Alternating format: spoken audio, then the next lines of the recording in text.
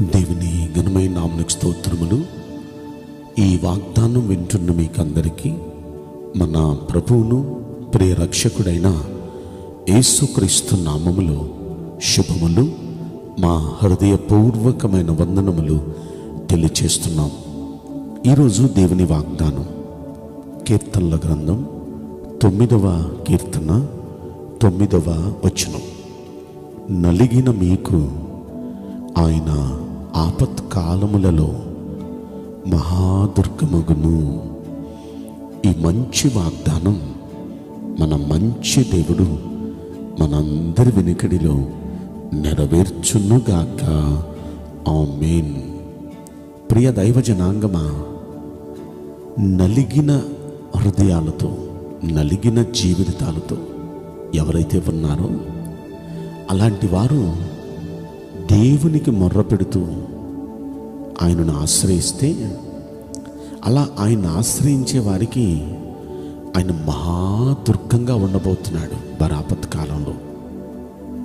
ఆ కింద వచనంలో మనం అదే చూస్తాం. 10వ వచనంలో, యెహోవా నిన్ను ఆశ్రయించు వారిని నీవు విడిచిపెట్టువాడు కావయ్యా, కావున నీ నామము ఎరిగిన వారు నిన్ను నమ్ముకొందురు అంటారు. దేవుని నామాన్ని ఎరిగిన వారు ఆయన నమ్ముకుంటారు, ఆయన్ని ఆశ్రయిస్తారు. ఆయన ఆశ్రయించిన మీరు ఒకవేళ నలిగిన పరిస్థితుల్లో ఉన్నారా? నలిగిన పరిస్థితుల్లో ఉన్న మీకు విరిగి నలిగిన హృదయంతో ప్రార్థన చేస్తే, మీకు ఆపద వచ్చినప్పుడు, ఏ విధంగా మీకు ఆపద వచ్చినా ఆ ఆపత్ కాలంలో ఆయన మీకు ఒక మహాదుర్గంగా, మీకు ఒక మహా అండగా ఆయన నిలవబోతున్నాడు. బైబిల్ గ్రంథంలో మనం పరిశీలిస్తే కీర్తన గ్రంథం 34వ కీర్తనలో 18వ వచనంలో ఈ మాట మనం చూడగలుగుతాం. విరిగిన హృదయము గల వారికి యెహోవా ఆసన్నుడు, నలిగిన మనస్సు గల వారిని ఆయన రక్షించును. అంటే ఎవరైతే విరిగిన హృదయంతో, నలిగిన మనస్సుతో ఉంటారో, అలాంటి విరిగి నలిగిన హృదయంతో ఎవరుంటారో వారికి ఆయన ఆసన్నుడుగా, దగ్గరగా ఉంటాడు. వారికి వాళ్ళు రక్షిస్తాడు ఖచ్చితంగా ఆయన. కనుక ఈరోజు ఈ వాగ్దానం వింటున్న మనం, ఆయన నిశ్చయంగా, ఆయన మన పక్షాన ఆయన ఒక దుర్గంగా ఉండి, ఒక అండగా ఉండి, మహాదుర్గంగా ఉండి మనల్ని రక్షించాలంటే మనం ఆయన ఆశ్రయించడం, ఆయన నమ్ముకోవటమే కాదు, విరిగి నలిగిన హృదయంతో మనం ఆయన సన్నిధిలో ప్రార్థన చేయాలి.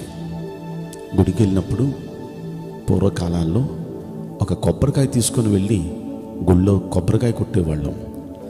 ఆ కొబ్బరికాయ కొట్టినప్పుడు వెంటనే దానిలో నుండి నీళ్ళు వచ్చే, తీయటి నీళ్ళు. బయట ఎంత గజ్జిగజ్జిగా ఉందో అది పగలగొట్టిన తర్వాత లోనంత తెల్లగా, అది తింటే ఎంతో తీపిగా, బయట చూస్తానికి ఎంతో కఠినంగా ఉన్నది, లోనెంత మెత్తగా ఉంది. చూడటానికి ఎంత అసహ్యంగా ఉందో, అది లోనెంత చూడముచ్చటగా ఉంది. ఎంత తీయటి తీయటి అనుభూతులు. ఇవన్నీ అలా జరగటానికి గల కారణం అది పగిలింది. ఈరోజు దేవుని సన్నిధిని దగ్గరికి వెళ్ళినప్పుడు, దేవుణ్ణి సమీపించినప్పుడు, ఆ దేవునికి ఇలాంటి పగిలిన హృదయం, ఇలాంటి విరిగి నలిగిన హృదయం ఎవరైతే కలిగి ఉంటారో వారు దేవునికి దగ్గరగా వెళ్ళినట్టు అన్నమాట. వారికి ఆసన్నుడుగా ఉంటాడు దేవుడు. అలాంటి వాళ్ళని ఖచ్చితంగా, ఆసన్నుడు అంటే దగ్గరగా ఉన్నట్టు అన్నమాట. వారిని రక్షిస్తాడు ఖచ్చితంగా. కనుక ఈ రోజున దేవుడు మీకు దగ్గరగా ఉండి మిమ్మల్ని రక్షించాలంటే పగిలిన హృదయం, లేక విరిగి నలిగిన హృదయంతో, అలాంటి విరిగి నలిగిన మనసుతో ఆయన్ని ప్రార్థన చేస్తూ, ఆయన భక్తి చేస్తే ఖచ్చితంగా దేవుడు దగ్గరగా ఉంటాడు. కీర్తన గ్రంథం 51వ కీర్తనలో కూడా 17వ వచనంలో ఈ మాట మనం చూడొచ్చు. విరిగిన మనస్సే దేవునికి ఇష్టమైన బలులు. దేవా, విరిగి నలిగిన హృదయమును నీవు అలక్ష్యము చేయవు. నిజంగా విరిగి నలిగిన హృదయంతో ఎవరు ప్రార్థన చేస్తారో అలాంటి వారి ప్రార్థన ఆయన ఎప్పుడూ నిర్లక్ష్య పెట్టడు. ఖచ్చితంగా ఆ ప్రార్థనకి ఆయన ఆలకిస్తాడు, జవాబిస్తాడు. అంత మాత్రమే కాదు, దేవునికి చాలా ఇష్టమైన బలి అంట. బలి అంటే ప్రార్థన. విరిగి నలిగిన మనసుతో ప్రార్థన చేస్తే దేవునికి చాలా ఇష్టం అంట. అలాంటి ప్రార్థనలు వాళ్ళకి దగ్గరగా ఉంటాడంట. వాళ్ళ ప్రార్థనని నిర్లక్ష్య పెట్టాడంట. ఖచ్చితంగా వాళ్ళని రక్షిస్తాడంట. బైబిల్ గ్రంథంలో ప్రార్థన చేయడానికి 2 దేవాలయానికి వెళ్ళారు. యేసయ్య చెప్పారు కదా ఈ ఉదాహరణ. వారిలో ఒకడేమో పరిసేయుడు, ఇంకొకడేమో సుంకరి. పరిసేయునికి ప్రార్థన చేయటం బాగా వచ్చు, అద్భుతంగా ప్రార్థన చేస్తున్నాడు, కానీ తనకు విరిగి నలిగిన హృదయం లేదు. సుంకరి అతడు ప్రార్థన చేయటం చేత కాదు, కానీ అతనికి విరిగి నలిగిన హృదయం ఉంది. విరిగి నలిగిన హృదయంతో ప్రార్థించే చేతగాని ప్రార్థన చేసే ఆ సుంకరి ప్రార్థనను ఆలకించడానికి దగ్గరికి వెళ్ళాడు.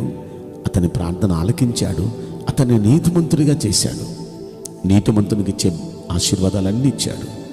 కానీ అన్నీ తెలుసు, గుళ్ళో ఉన్నాడు, అద్భుతమైన ప్రార్థన చేస్తున్నాడు, భక్తిని ఎలా చేయాలో అలా చేస్తున్నాడు. కానీ ఇతని ప్రార్థన దేవుడు అంగీకరించలా, దేవుడు అతన్ని నీతిమంతుడిగా తీర్చలా. కారణం అతనికి విరిగి నలిగిన హృదయం లేదు.